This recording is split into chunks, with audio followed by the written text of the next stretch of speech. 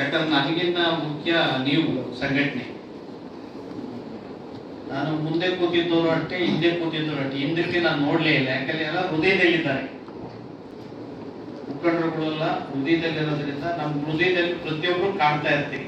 ಬಹಳ ಪ್ರಾಮಾಣಿಕತೆಯ ಹೋರಾಟ ಮಾಡುವಂತಹ ಹೋರಾಟಗಾರರು ಏನಾದ್ರು ಇದ್ರೆ ಅದು ನಮ್ಮ ಸಂಘಟನೆಯಲ್ಲಿ ಅಂತ, ನಮ್ಮ ಮುಖಂಡರು ಅಂತ ನಾನು ಅತ್ಯಂತ ಪ್ರಾಮಾಣಿಕ. ಸುಮಾರು 35-40 ವರ್ಷ ನನ್ನ ಜೊತೆಗೆ ಇದ್ದವರು ಇದ್ದಾರೆ. ನಾವು 50 ವರ್ಷ ಹೋರಾಟ ನಮ್ಮದು.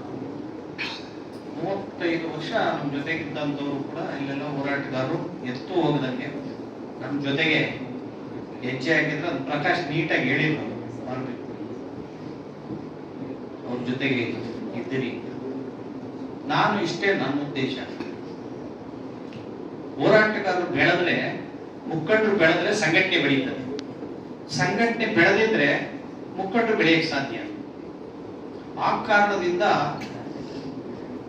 ನೀವು ಪ್ರತಿ ಸಭೆಯಲ್ಲೂ ಕೂಡ 2ನೇ ಸಾಲು 3ನೇ ಸಾಲ ಮುಖಂಡರು ನೀವು 1ನೇ ಸಾಲಿಗೆ ಬರಬೇಕು ಅಂತ ಹೇಳಿ ನೀವು ಮಾತಾಡಿ ತರಬೇತರಾಗಬೇಕು, ಪ್ರಾಕ್ಟೀಸ್ ಆಗಬೇಕು ಅನ್ನೋ ಕಾರಣದಿಂದ ನೀವು ಮಾತಾಡಲ್ಲ ಅಂದ್ರೆ ನಾನು ಮಾತಾಡ್ತೀನಿ. ಇಂದು ಇಡೀ ದೇಶಕ್ಕೆ ಬೆಳಕು ಬಂದಂತ ದಿನ. ದೇಶ ಸಹಸ್ರಾರು ವರ್ಷಗಳಿಂದ ಮೂಢನಂಬಿಕೆ, ಕಂದಾಚಾರ, ಜಾತಿ, ಅಸ್ಪೃಶ್ಯತಾಚರಣೆ, ಮಹಿಳಾ ಅಸಮಾನತೆಯ ಕಂದಾಚಾರದ ಕತ್ತಲಲ್ಲಿ ಮುಳುಗೋಗಿತ್ತು. ಈ ಕತ್ತಲಲ್ಲಿ ಮುಳುಗೋದಂಥ ದೇಶವನ್ನ ಬಾಬಾ ಸಾಹೇಬ್ ಅಂಬೇಡ್ಕರ್ ಅವರು ಏಪ್ರಿಲ್ 14ರಂದು ಹುಟ್ಟಿ ಇಡೀ ದೇಶಕ್ಕೆ ಕ್ಷಕಿರಣವನ್ನ ಕೊಟ್ಟವರೆ, ಬೆಳಕನ್ನ ಕೊಟ್ಟಿದ್ದಾರೆ. ಆದ್ದರಿಂದ ಈ ಬೆಳಕಿನ ದಿನ ಅಥವಾ ಜಾಗೃತಿಯ ದಿನ, ಈ ದಿನ ಬಾಬಾ ಸಾಹೇಬ್ ಅಂಬೇಡ್ಕರ್ ಅವರು ಭಾರತ ರತ್ನ ಬಾಬಾ ಸಾಹೇಬ್ ಅಂಬೇಡ್ಕರ್ ಅವರು ಹುಟ್ಟಿದ ದಿನ ಈ ದಿನ. ಮತ್ತು ಬಾಬು ಜಗಜೀವನ್ ರಾಮ್, ಹಸಿರು ಕ್ರಾಂತಿ ಹರಿಕಾರ ಬಾಬು ಜಗಜೀವನ್ ರಾಮ್, ಬಾಬಾ ಸಾಹೇಬ್ ಅಂಬೇಡ್ಕರ್ ಅವರು ವಿಶ್ವಜ್ಞಾನಿ, ಮಹಾಮಾನವತಾವಾದಿ, ಸಕಲ ಜೀವರಾಶಿಗಳಿಗೂ ಜೀವಪರವಾಗಿ ಹೋರಾಟವನ್ನ ಅವಿರತವಾಗಿ ಮಾಡಿದಂಥ ಏಕೈಕ ವಿಶ್ವಮಾನವ ಅಂತ ಇದ್ರೆ ಬಾಬಾ ಸಾಹೇಬ್ ಅಂಬೇಡ್ಕರ್. ಅಂಬೇಡ್ಕರ್ ಅವರು ಯಾರಿಗೂ ಸರಿಸಾಟಿ ಅಲ್ಲ. ಅಂಬೇಡ್ಕರ್ ಅವ್ರಿಗೆ ಅವರೇ ಸಾಟಿ. ಅಂಬೇಡ್ಕರ್ನ ಯಾರಿಗೂ ಹೋಲಿಸಕ್ ಸಾಧ್ಯ ಅಲ್ಲ. ಇಡೀ ಜಗತ್ತಲ್ಲಿ ಒಬ್ಬ ವಿಶ್ವಮಾನವ ಇದ್ದಾರೆ ಅಂತಂದ್ರೆ ಬಾಬಾ ಸಾಹೇಬ್ ಅಂಬೇಡ್ಕರ್. ಬಾಬಾ ಸಾಹೇಬ್ ಅಂಬೇಡ್ಕರನ್ನ ಆ ಸಂದರ್ಭದಲ್ಲಿ ಇರ್ತಕ್ಕಂಥ ಬ್ರಿಟನ್ಸ್ ರಾಜನಿಂದ ಹಿಡಿದು ಮಹಾಪಂಡಿತ ಸ್ಮಿತ್ ಇಂದ ಹಿಡಿದು ಅನೇಕ ಜ್ಞಾನಿಗಳು ಬಾಬಾ ಸಾಹೇಬ್ ಅಂಬೇಡ್ಕರ್ ಅವರನ್ನ ಬಾಯಿ ತುಂಬ ಅವರ ವಿಶ್ವಜ್ಞಾನವನ್ನ, ಅವರ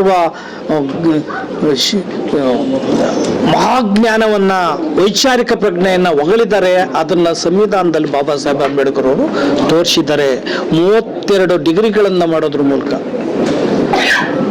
50,000 ಪುಸ್ತಕಗಳನ್ನು ಅಧ್ಯಯನ ಮಾಡೋದ್ರ ಮೂಲಕ ಇಡೀ ಮಹಿಳೆಯರನ್ನ ವಿಮೋಚನೆ, ಪರಿಶಿಷ್ಟ ಜಾತಿ ಅಸ್ಪೃಶ್ಯರ ವಿಮೋಚನೆ, ಮತ್ತೆ ದೇಶದಲ್ಲಿ ವರ್ಗ ಜಾತಿ ವೈರುಧ್ಯಗಳನ್ನು ನಿಷೇಧ ಮಾಡೋದ್ರ ಮೂಲಕ ಬಾಲಕಾರ್ಮಿಕ ಪದ್ಧತಿ ನಿಷೇಧ, ಜೀತ ಪದ್ಧತಿ ನಿಷೇಧ, ದೇವದಾಸಿ ಪದ್ಧತಿ ನಿಷೇಧ, ಅನೇಕ ಮಾನವ ವಿರೋಧಿ ಪದ್ಧತಿಗಳನ್ನು ಬಾಬಾ ಸಾಹೇಬರು ನಿಷೇಧ ಮಾಡೋದ್ರ ಮೂಲಕ ಅವಿರತವಾಗಿ ಹೋರಾಟ ಮಾಡಿದಂತಹ ಏಕೈಕ ನಾಯಕ ಇದ್ರೆ ಬಾಬಾ ಸಾಹೇಬ್ ಅಂಬೇಡ್ಕರ್ ಅವರು. ಹಾಗೆ ಬಾಬು ಜಗಜೀವನ್ ರಾಮ್ ರವರು ಹಸಿರು ಕ್ರಾಂತಿ ಹರಿಕಾರರು. ಅವರು ಕೃಷಿ ಸಚಿವರಾಗಿದ್ದಾಗ ತೀರ ಬರಗಾಲ ಸಂದರ್ಭ, ಕೃಷಿಯನ್ನು ಆಧುನೀಕರಣ ಮಾಡಿ ಕೃಷಿನಲ್ಲಿ ಬದಲಾವಣೆಯನ್ನು ತರೋದು ಬಂದು ಆಹಾರ ಸುಧಾರಣೆಯನ್ನು ಮಾಡೋದ್ರ ಮೂಲಕ 5 ದಶಕಗಳ ಕಾಲ MLA MP ಸಚಿವರಾಗಿ ದೀರ್ಘಕಾಲ 30 ವರ್ಷಗಳ ಕಾಲ ಸಚಿವರಾಗಿ ಸೇವೆ ಮಾಡಿದಂಥ ವಿಶ್ವ ದಾಖಲಾರ್ಹ ಅಂದರೆ ಜಗಜೀವನ್ ರಾಮ್ ರವರು. ಅವರ ಜಯಂತಿ ಮತ್ತು ಬಾಬಾ ಸಾಹೇಬ್ ಅಂಬೇಡ್ಕರ್ ಜಯಂತಿಯನ್ನು ಇವತ್ತು ನಾವು ಮಾಡಿದ್ದೇವೆ. ಈ ಮಾಡೋದ್ರ ಮೂಲಕ 5 ನಿರ್ಣಯಗಳನ್ನು ನಾವು ಮಾಡಿದ್ದೇವೆ. ಏನು ದಲಿತ, ಹಿಂದುಳಿದ, ಅಲ್ಪಸಂಖ್ಯಾತರನ್ನ ಸಮಷ್ಟಿಯಾಗಿ ಐಕ್ಯತೆಯನ್ನು ಮಾಡಬೇಕು. ದಲಿತ, ಹಿಂದುಳಿದ, ಅಲ್ಪಸಂಖ್ಯಾತರಲ್ಲಿ ಒಳ ಜಗಳಗಳು, ಅವರವರಲ್ಲಿ ಕಾದಾಟಗಳು, ಅಜನ್ಮ ವೈರಿಗಳಂತೆ ಕಾದಾಟ ಮಾಡ್ತಾ ಇದ್ದಾರೆ. ಇದನ್ನು ನಿಲ್ಲಿಸೋದ್ರ ಮೂಲಕ ನೀವು ಐಕ್ಯತೆಯನ್ನು ಆಗಬೇಕಾಗಿದೆ. ದಲಿತರು, ಹಿಂದುಳಿದವರು, ಅಲ್ಪಸಂಖ್ಯಾತರು, ಧಾರ್ಮಿಕ ಅಲ್ಪಸಂಖ್ಯಾತರು, ಈ ದೇಶದಲ್ಲಿ 85% ಜನಸಂಖ್ಯೆ ಇರುವಂತಹ ಈ ಸಮಾಜ, ನೀವು ಈ ದೇಶವನ್ನು ಆಳಬೇಕಾಗಿದೆ. ಬಾಬಾ ಸಾಹೇಬರು ನೀವು ಆಳುವ ದೊರೆಗಳಾಗಬೇಕು, ದೇಶ ಸದೃಢ ದೇಶ ಆಗಬೇಕು ಅಂತೇಳಿ ಕನಸಿತ್ತು. ಶೋಷಿತರು, ಅಸ್ಪೃಶ್ಯರು ಇವರ ವಿಮೋಚನೆಯಲ್ಲಿ ದೇಶದ ವಿಮೋಚನೆ ಇದೆ. ಕೂಲಿ ಕಾರ್ಮಿಕರ, ಮಹಿಳೆಯ ವಿಮೋಚನೆಯಲ್ಲಿ ದೇಶ ವಿಮೋಚನೆ ಇದೆ.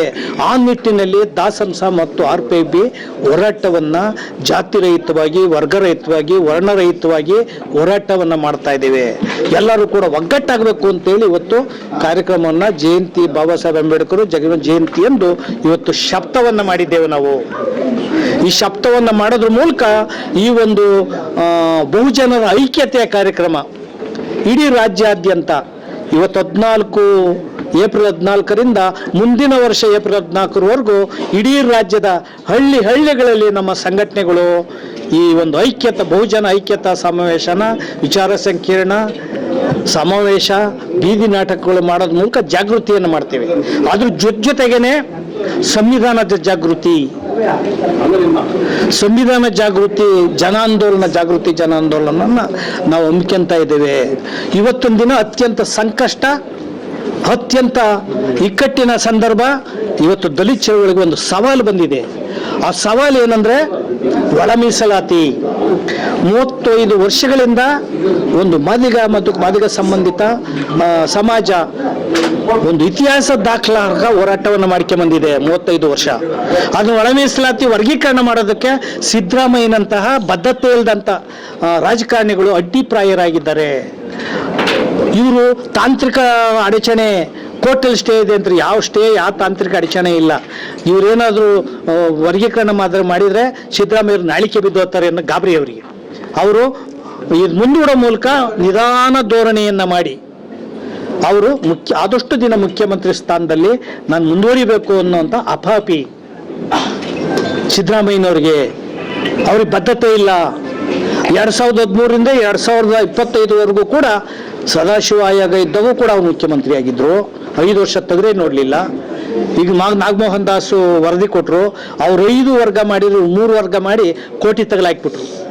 ಈಗೇನಾದರೂ ಕೂಡ 14ನೇ ತಾರೀಕು ಕ್ಯಾಬಿನೆಟ್ ಕಳೆದ್ರು, ಅವತ್ತು ಮಾಡಲ್ಲ. ಮಾಡಿದ್ರು ಕೂಡ ಇವರು 5 ಏನೋ ಮಾಡಕ್ಕೆ ಹೋಗಿ ವಲಯ ಮಾದಿಗ ಸಂಬಂಧಿತ ಜಾತಿಗರು, ಮಾದಿಗ ಸಂಬಂಧಿತ ಜಾತಿಗೆ 5 ಅಥವಾ ಬೋವಿ ಕೊರ್ಮ ಖರ್ಚ 5.6 ಏನೋ ಮಾಡಕ್ಕೆ ಹೋಗಿ ಕೋಟಿ ತಗಲಾಕ್ತಾರೆ.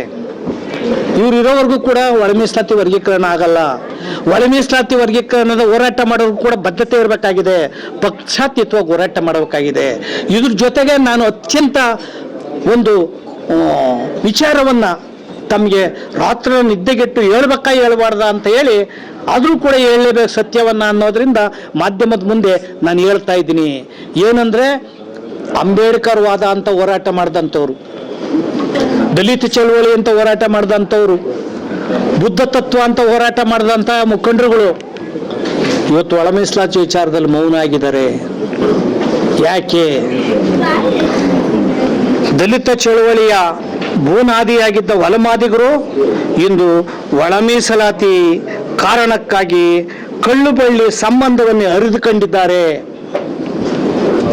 ಒಳ ಮೀಸಲಾತಿ ಹೋರಾಟ ಸಂದರ್ಭದಲ್ಲಿ ಬುದ್ಧ ತತ್ವ, ಅಂಬೇಡ್ಕರ್ ತತ್ವ, ದಾಸಂಸ, ದಲಿತ ಚಳವಳಿ ವಾರಿಸ್ತಾರಂತೆ ವರ್ತಿಸಿದ ಕೆಲವು ವಲಯ ಸಮುದಾಯದ ಮುಖಂಡರು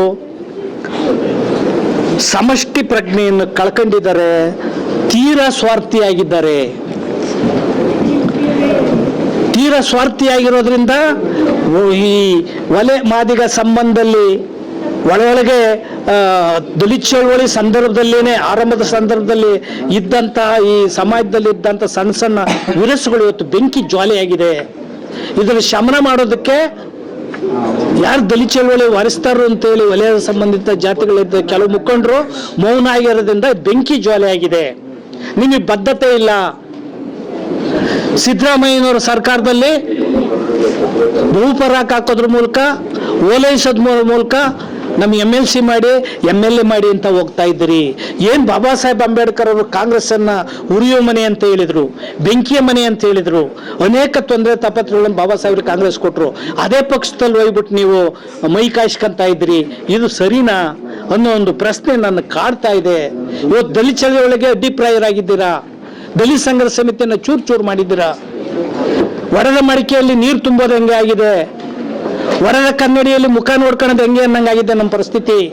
50 ವರ್ಷ ಹೋರಾಟ ಮಾಡಿದಂಥ ನಾವು, ನಮಗೆ ಎಷ್ಟೆಲ್ಲ ಸಂಕಷ್ಟಗಳು ಒಡ್ಡಿದ್ರಿ. ಕೆಂಪು ಶಾಲೆ ಹಾಕೋದಕ್ಕೆ ಅದೇ ಕಾರಣ. ಎಷ್ಟು ಈ ಜಾತಿ ವಿಚಾರದಲ್ಲಿ ಎಷ್ಟು ಕಿತಾಪತಿ ಮಾಡಿದ್ರಿ. ಇವತ್ತೋಗಿ ಸಿದ್ದರಾಮಯ್ಯನವ್ರ ಹೋಗಿ ನೀವು ಅವ್ರ ಬಾಗಿಲಲ್ಲಿ ನಿಂತಿದ್ದೀರಾ. ಒಳ ಮೀಸಲಾತಿಗೂ ಬದ್ಧತೆ ಇಲ್ಲ, ದಲಿತ ಚಳವಳಿಗೂ ಬದ್ಧತೆ ಇಲ್ಲ, ದಲಿತ ಸಂಘರ್ಷ ಸಮಿತಿಗೂ ಬದ್ಧತೆ ಇಲ್ಲ. ಇವತ್ತು ಮಾದಿರು ಒಂದು ಕಡೆ ಹೋರಾಟ, ವಲಯ ಸಂಬಂಧಿತ ಜಾತಿಗಳು ಒಂದು ಕಡೆ ಹೋರಾಟ, ಕೊರಚ ಒಂದು ಜಾತಿಗಳು ಒಂದು ಕಡೆ ಹೋರಾಟ ಮಾಡ್ತಾ ಇದ್ದಾರೆ. ಮಾಡಿ ಅಂತ ಕೆಲವರು, ಮಾಡಬೇಡಿ ಒಳ ಮೀಸಲಾತಿ ಅಂತ ಕೆಲವರು. ನಾನು ದಲಿತ ಚಳವಳಿಯ ಹಿರಿಯ ಕೆಲವರಿಗೆ ನಾನು ನಿಮ್ಮಲ್ಲಿ ಮನವಿ ಮಾಡ್ತೀನಿ, ಒಳ ಮೀಸಲಾತಿ ಮಾಡಿ ಅಂತ ಹೇಳಿ, ಇಲ್ಲದ್ರೆ ಮಾಡಬೇಡಿ ಅಂತ ಹೇಳಿ. ಮೌನ ಯಾಕೆ ಮಾಡ್ತಾ ಇದ್ದೀರಿ ನೀವು? ಒಂದ್ ಕಡೆ ಬೆಂಕಿ ಯಾಕೆ ಆಗ್ತಾ ಇದ್ದೀರಾ? ಇದು ಸಮಾಜ ಸಮಷ್ಟಿ ಮಾಡೋಕ್ಕಾಗ್ತಾ ಇಲ್ಲ. ಇವತ್ತು ಐಕ್ಯತೆ ಮಾಡೋಕ್ಕಾಗ್ತಾ ಇಲ್ಲ ದಲಿತ ಹಿಂದುಳಿದರನ್ನ. ಸಾಮಾಜಿಕ ನ್ಯಾಯ ಅಂತ ಸಿದ್ದರಾಮಯ್ಯ ಹೇಳ್ತಾರೆ, ಸಾಮಾಜಿಕ ನ್ಯಾಯ ಸಮಾಪ್ತಿ ಮಾಡಿದ್ದಾರೆ. ಸಂವಿಧಾನ ಅಂತ ಹೇಳ್ತಾರೆ, ಸಂವಿಧಾನ ಅಂತ ಎಲ್ಲಪ್ಪ ಸಿದ್ದರಾಮಯ್ಯ ನಡೆದಿದ್ದಾರೆ ನೀವು? SCP TSP ದಲಿತರ ಅಭಿವೃದ್ಧಿ ಹಣ 39,000 ಕೋಟಿ.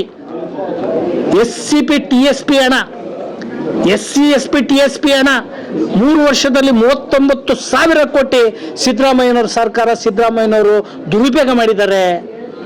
ಅಂತ್ಯ ಯೋಜನೆಗಳು ಬಳಸಿದ್ದಾರೆ. ಅದ್ರ ಬಗ್ಗೆ ಒಂದು ಹೇಳಿಕೆ ಕೂಡ ನೀವು ಕೊಟ್ಟಿಲ್ಲ. ಯಾಕೆ? ನಿಮ್ಮ ಅತಿ ಸ್ವಾರ್ಥ. ಈ ಜಾತಿನ ಯಾಕೆ ಶಮನ ಮಾಡಿ ಒಂದು ಮಾಡಕ್ ಪ್ರಯತ್ನ ಪಡ್ತಾ ಇಲ್ಲ. ಎಲ್ಲರೂ ಬಡದಾಡಕ್ಕೆ ಯಾಕೆ ಬಿಟ್ಟಿದ್ರಿ? ಸಿದ್ದರಾಮಯ್ಯನವ್ರ ಜೊತೆಗೆ ಕೈ ಜೋಡಿಸಿದ್ರಿ. ಸಿದ್ದರಾಮಯ್ಯನವರು ನಂಬರ್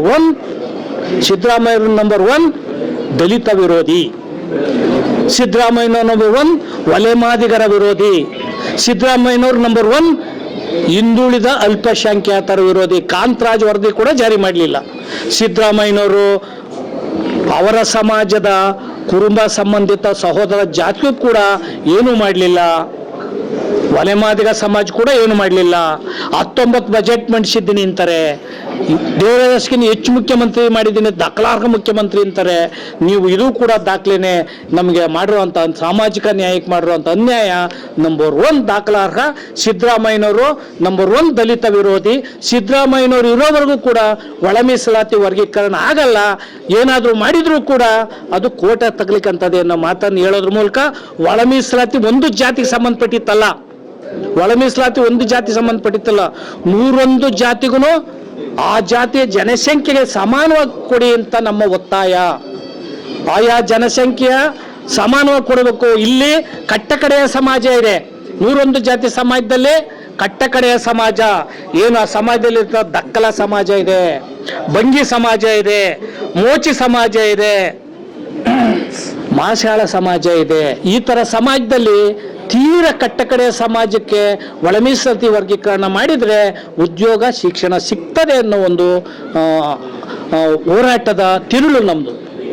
ಅಂದರೆ ತಮಗೆ ಮಾಧ್ಯಮಕ್ಕೆ ನಾನು ಇಲ್ಲಿ ದೊಡ್ಡ ಮಾಧ್ಯಮಗಳು ಇವತ್ತು ಹೋಗಿದ್ದು ಎಲ್ಲೋ ಬಿದ್ದವೆ, ಅದು ಪ್ರಶ್ನೆ ಬೇಡ. ಆದರೆ ಕೆಲವು ಮಾಧ್ಯಮಕ್ಕೆ ನಾನು ಮನವಿ ಮಾಡೋದು ಅಂದ್ರೆ ನಿಮ್ಮಲ್ಲಿ ಎಲ್ಲ ಜಾತಿ 101 ಜಾತಿ ಪರವಾಗಿರೋದು ಅನ್ನೋದಕ್ಕೆ ನಿಮ್ಗೊಂದು ನಾನು ಅತ್ಯಂತ ಸ್ಪಷ್ಟವಾದಂಥ ಒಂದು ಮಾಹಿತಿಯನ್ನು ನಿಮಗೆ ಕೊಡ್ತೀನಿ ನೋಡಿ. ಪ್ರಬುದ್ಧ ವಿದ್ಯಾಸಿರಿ ಯೋಜನೆ ಇದೆ. 40 ಜಾತಿಗಳು, SCನಲ್ಲಿ 101 ಜಾತಿ, 40 ಜಾತಿಗಳು ವಿದ್ಯಾರ್ಥಿ ವೇತನಕ್ಕೆ ಅರ್ಜಿನೇ ಹಾಕಿಲ್ಲ ಸ್ವತಂತ್ರ ಬಂದಾಗಿಂದ. ವಿದ್ಯೆನೇ ಸಿಕ್ಕಿಲ್ಲ ಅವರಿಗೆ.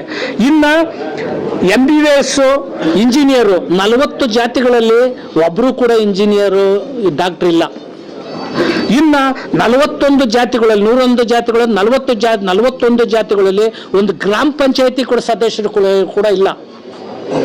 ಇನ್ನು 12 ಜಾತಿಗಳು ಇನ್ನು 12 ಜಾತಿಗಳು ಸರ್ಕಾರದ ಯಾವುದೇ ಸೌಲಭ್ಯಕ್ಕೆ ಸ್ವತಂತ್ರ ಬಂದಾಗಿಂದ ಅರ್ಜಿ ಹಾಕ್ತಂತ ಜಾತಿ ಇದಾವೆ ಇಲ್ಲಿ. ಅವರಿಗೆ ಒಳ ಮೀಸಲಾತಿ ವರ್ಗೀಕರಣ ಆದರೆ ಅವ್ರಿಗೆ ಶಿಕ್ಷಣ ಸಿಗ್ತದೆ, ಉದ್ಯೋಗ ಸಿಗ್ತದೆ ಅಂತ ನಾವು ಬೆಂಬಲಿಸ್ತೀವಿನ ಒಂದು ಜಾತಿ ಪರವಾಗಲ್ಲ ಅನ್ನೋದನ್ನ ತಿಳ್ಕೊಳ್ಳೋದ್ರ ಜೊತೆಗೆ ಡಿ ಕೆ ಶಿವಕುಮಾರ್ ಅಂತವರು ಮೇಲ್ಜಾತಿಯ ಮಂತ್ರಿಗಳು ಶಾಸಕರು ಸಂಬಂಧ ಇಲ್ದಂಗೆ ಇದ್ದಿರಲ್ಲ. ಯಾವ ನ್ಯಾಯ ರೀ? ನಾವೆಲ್ಲ ಓಟ್ ಹಾಕಿಲ್ವಾ? ಮಾತಿರು ಓಟ್ ಹಾಕಿಲ್ವಾ? ಒಲೆಯರು ಓಟ್ ಹಾಕಿಲ್ವಾ? 101 ಜಾತಿ ನಿಮ್ಗೆ ಓಟ್ ಹಾಕಿಲ್ವಾ? ನಮ್ಮನ್ನ ಯಾಕೆ ಬಡದಾಡಿಸ್ತಾ ಇದ್ದೀರಾ? ಕ್ಯಾಬಿನೆಟ್ ಬಂದಾಗ ಮೌನ ಹಾಕ್ತೀರಾ, ಅವ್ರವ್ರ ಜಾತಿಯವರು ತೀರ್ಮಾನ ಮಾಡ್ಕೊಂಡ್ಲಿ ಅಂತೀರಾ. ಸಿದ್ದರಾಮಯ್ಯನವ್ರ ಜೊತೆ ಗಳಸ್ಯ ಕಂಠಸ್ಯ ಅಂತ ಇವರೇನೆ ಒಳ ಮೀಸಲಾತಿಗೆ ವಿರೋಧಿಗಳಿದ್ದಾರೆ. ಆ ಕಾರಣದಿಂದ ಒಳ ಮೀಸಲಾತಿಯ ಪಕ್ಕ ವಿರೋಧಿ ಅಂದ್ರೆ ಸಿದ್ದರಾಮಯ್ಯನವರು ಅನ್ನೋದು ಹೇಳೋ ಮೂಲಕ ಬಾಬಾ ಸಾಹೇಬ್ ಅಂಬೇಡ್ಕರ್ ಜಗಜೀವನ ಜಯಂತಿಯನ್ನ ಸರ್ಕಾರದಲ್ಲಿ ಮಾಡಿದ್ದೀರ ನೀವು. ನಾನು ಕೂಡ ನೋಡಿ ಬಂದೆ. ನಿಮಗೆ ಜಗಜೀವನ್ ರಾಮ್ ಜಯಂತಿ ಮಾಡೋಕ್ಕೂ ನೈತಿಕ ಹಕ್ಕಿಲ್ಲ, ಅಂಬೇಡ್ಕರ್ ಜಯಂತಿ ಮಾಡೋಕ್ಕೂ ನೈತಿಕ ಹಕ್ಕಿಲ್ಲ. ನಾನು ಅಲ್ಲಿ ಹೇಳ್ಬರೋಣ ಅಂತ ಇದ್ದೆ, ಇದು ಸಕಾಲ ಅಲ್ಲ ಅಂತ ಹೇಳಿ ನಾನು ಬಂದಿದ್ದೇನೆ. ನೀವು ಬರೀ ಅಂಬೇಡ್ಕರು ಜಗಜೀವನ್ ರಾಮನ್ನ ಮತ್ತು ಸಂವಿಧಾನವನ್ನ ನೀವು ಅಧಿಕಾರಕ್ಕೋಸ್ಕರ ಉಪಯೋಗ ಮಾಡ್ಕೊಂಡಿದ್ದೀರ. ನಮಗೆ ಈ ಸಮಾಜದಲ್ಲಿ ಸಮಾನತೆ ತರೋದಾಗ್ಲಿ, ಈ ಸಮಾಜ ಉದ್ಧಾರ ಆಗೋದಕ್ಕಾಗಲಿ ಸಿದ್ದರಾಮಯ್ಯನವರು ಯಾವುದೇ ಕಾರ್ಯಕ್ರಮ ಇಲ್ಲ. ಒಂದು ಕಾರ್ಯಕ್ರಮನ ಸಿದ್ದರಾಮಯ್ಯ ಕಾರ್ಯಕ್ರಮ ನಾನು ಗುರುತರವಾಗಿ ಹೇಳಕ್ಕೆ ಇಚ್ಛಪಡ್ತೀನಿ. ನೀವು ಅನ್ನಭಾಗ್ಯ ಕೊಡ್ತಾ ಇದ್ದೀರಾ ರೇ ಸಿದ್ದರಾಮಯ್ಯರು, ಯಾಕ್ರಿ ಭಿಕ್ಷೆ ಬೇಡಿಸ್ತೀರಿ ಇನ್ನು ಅನ್ನಕ್ಕೋಸ್ಕರ? ನಮ್ಮನ್ನ 5 ಎಕರೆ ಜಮೀನು ಕೊಡ್ರಿ, ಅನ್ನ ಉತ್ಪಾದನೆ ಮಾಡೋ ಶಕ್ತಿ ಕೊಡ್ರಿ, ನೀವು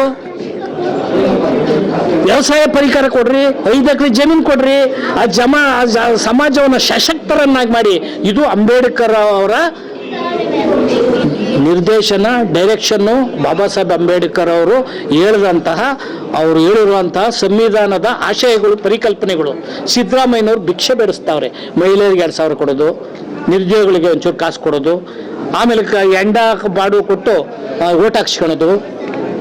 ಮೊನ್ನೆ ಬಾಗಲಕೋಟೆ ದಾವಣಗೆರೆಗೆ ಇದು 9ನೇ ತಾರೀಕು ಒಳ ಮೀಸಲಾತಿ ವರ್ಗೀಕರಣ ಮಾಡ್ತೀವಿ ಅಂತ ಸುಳ್ಳು ಹೇಳ್ಬಿಟ್ಟು 9ನೇ ತಾರೀಕು ಮುಗಿದು 14ನೇ ತಾರೀಕು ಆಯಿತು. ಇವತ್ತು ಕೂಡ ಏನೂ ಮಾಡಿಲ್ಲ. ಹಿಂಗೆ ಸುಳ್ಳು ಹೇಳೋದ್ರ ಮೂಲಕ 3 ಪಕ್ಷನೂ ಕೂಡ, ಕಾಂಗ್ರೆಸ್ ಅಷ್ಟೇ ಅಲ್ಲ, BJP, ಕಾಂಗ್ರೆಸ್ಸು, ಜನತಾದಳ 3 ಪಕ್ಷನೂ ಕೂಡ ಇದರಲ್ಲಿ ಪ್ರಣಾಳಿಕೆಯಲ್ಲಿ ಹಾಕೊಂಡು ಒಳ ಮೀಸಲಾತಿ ವರ್ಗೀಕರಣ ಮಾಡ್ತೀವಿ ಅಂತ ಮೋಸ ಮಾಡಿದ್ದೇವೆ. ವೋಟ್ ಬ್ಯಾಂಕನ್ನಾಗಿ ಮಾಡ್ಕೊಂಡಿದ್ದೇವೆ. ಈ ಸಮಾಜ ಒಳ ಮೀಸಲಾತಿ ವರ್ಗೀಕರಣ ಮಾಡಿದರೆ ಇವರಲ್ಲಿರ್ತಕ್ಕಂಥ ವಿರುಷ ಶಮನ ಆಗ್ತದೆ, ಇವರಲ್ಲಿರ್ತಕ್ಕಂಥ ಬಡದಾಟ ನಿಂತೋಗ್ತದೆ.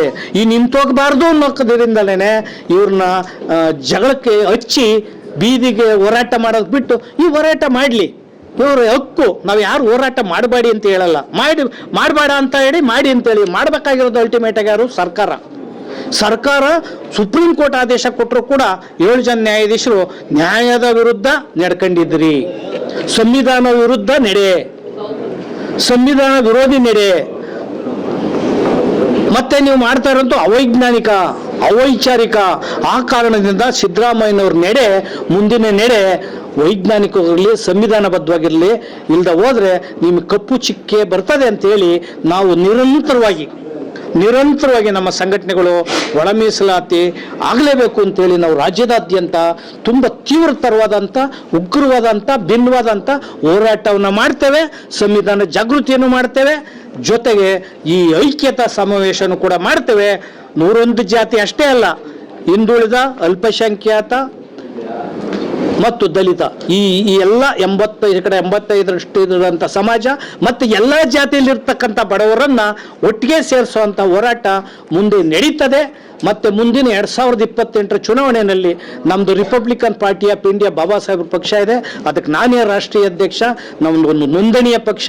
2028ಕ್ಕೆ ನಾವು 3ನೇ ಫ್ಲೋರಲ್ಲಿ ನಾವು ಎಲ್ಲರೂ ಕೂಡ ನಮ್ಮ ಸಂಘಟನೆಯ RPIBಯ MLAಗಳು ಇರ್ತಾರೆ. ನಿಮ್ಮನ್ನು ಅಲ್ಲಿಂದ ಆಚೆ ಕುತ್ತಿಗೆಡ ತಳ್ತೇವೆ ಅನ್ನೋ ಮಾತನ್ನ ಹೇಳಿ 2028ಕ್ಕೆ ರಾಜಕೀಯ ಕ್ರಾಂತಿಯನ್ನ ನಾವು ಮಾಡ್ತೇವೆ. ಹಳ್ಳಿಯಲ್ಲಿ ರಾಜಕೀಯ ಹೋರಾಟ, ಮತ ಜಾಗೃತಿ ಕಾರ್ಯಕ್ರಮವನ್ನು ಮಾಡ್ತೇವೆ. ತೀರ್ಮಾನ ತಾಂಡಿದ್ದೇವೆ.